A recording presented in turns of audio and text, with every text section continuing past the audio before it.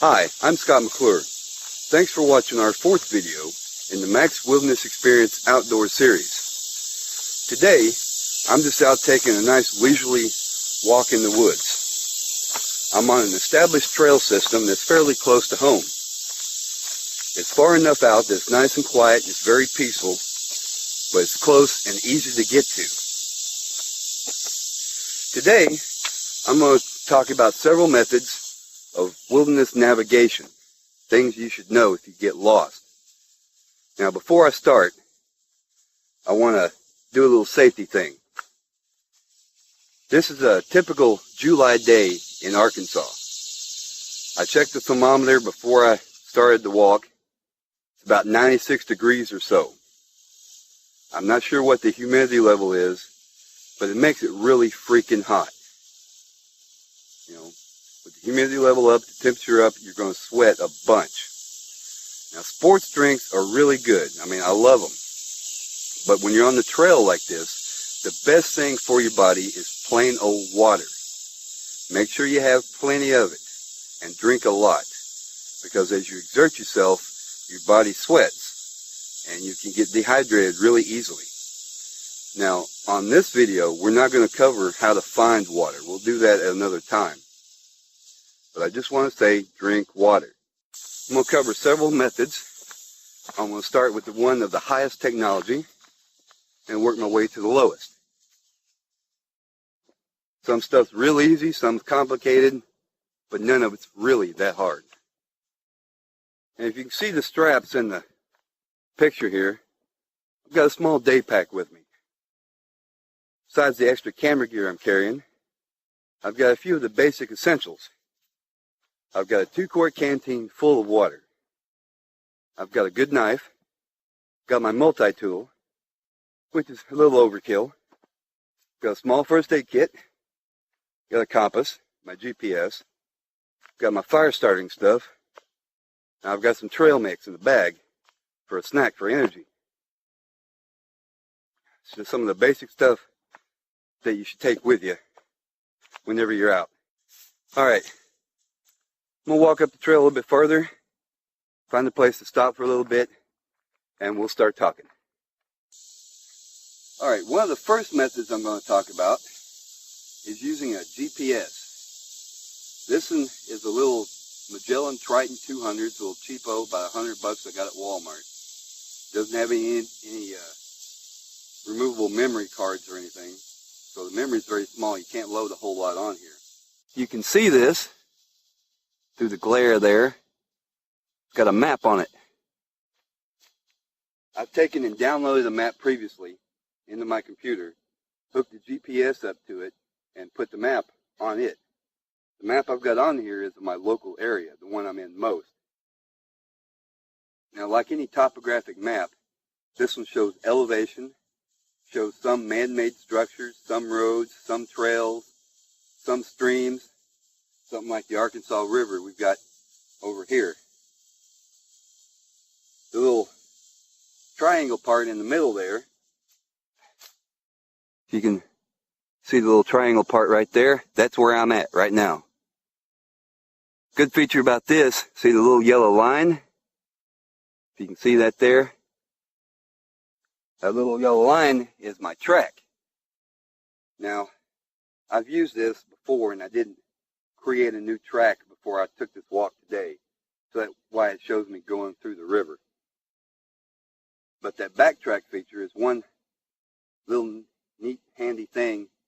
If you get lost, you can follow it back to where your car is located or where you stopped at. Now, I'm not going to go into great detail how to work this, because if you have a GPS, it might not be the same as this one, and it wouldn't do me any good. I'm just going to talk about some of the basic features. Now, one good feature, the best, really, besides the map, you can see the numbers right there. That's where I'm at right now. Get out here, you get injured, or somebody in your party gets injured, you've got to get them to medical attention quick. If you have cell phone service, or if you have a satellite phone, or maybe one of those little spot beacon things, you can call them up and say, hey, I'm at this coordinate, and they'll come right to you, because it's good within about 9 feet or so. It's really, really accurate. The GPS stands for Global Positioning System, and it uses satellites that orbit the planet to triangulate your position. This gives you your distance covered, your bearing, how fast you went. This part right here is a little electronic compass. Now the bad thing about this one is it doesn't work unless you're moving. But generally it shows you where the sun should be at the time, and shows you the direction you're going as long as you're moving. Works real well. This is a great little gadget, and I love playing with it, but I never solely rely on this. Like any technology, it has its limitations. If you were to drop this and smash the screen on a rock, it'd be useless. You couldn't read it. And this is supposed to be waterproof. I've never tried it out, and I'm not going to, but water could get inside and short circuit it. And like any technology, it uses power. You're going to have one of these out in the woods with you. You got to make sure you got plenty of batteries. Now, I'm not endorsing that brand of battery, just what I happen to have with me for a second. But a GPS is a great thing to use, and a lot of people have started relying on them more. And it's great as long as they work. Now, the next method I'm going to talk about, plain old-fashioned compass. This one is a Silva Boy Scout compass that I've had probably close to 26, 28 years. Never let me down yet. Now, this little dial right here, it's got north, south, east, and west on it. And you can rotate it. It's got a lot of numbers, 360 degrees, which is like a circle. So what compasses work in is degrees. You can see it, that little arrow right there, and this little red arrow inside the compass there. This red part of the needle is the part that points north.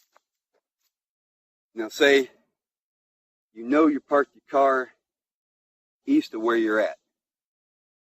Well, you take and you turn this little dial until the east lines up on the mark, lines up with that arrow, and then you turn till the red part of the needle lines up with that red arrow inside. And that arrow on the top points to the east.